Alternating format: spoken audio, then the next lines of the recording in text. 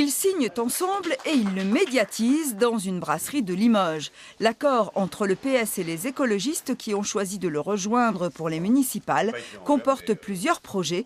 Une maison du vélo, une passerelle piétonne sur les bords de Vienne entre le Poudrier et Panazol et l'accentuation de la transition énergétique.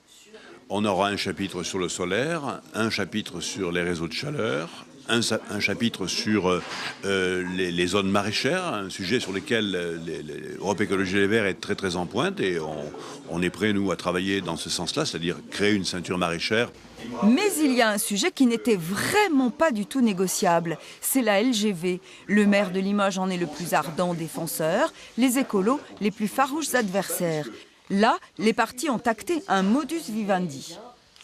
Nous avons décidé que ce désaccord était acté, que ni le PS ni nous n'arriverions probablement, pour l'instant, à convaincre l'autre, et que donc on s'engageait dans la mesure où nous serions solidaires et ensemble dans la majorité, nous à nous abstenir sur tous les votes concernant la LGV.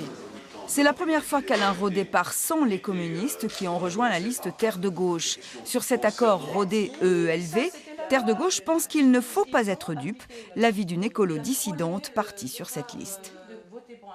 Il doit faire oublier que les communistes l'ont quitté. Il doit faire oublier que ses tentatives d'approche auprès des centristes ont échoué.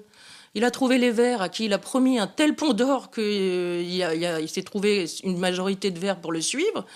Et il a fait des concessions absolument colossales sur le papier. Selon ses adversaires de gauche, le maire sortant voulait de toute façon dissiper une inquiétude, celle de partir seul avec le PS pour la première fois.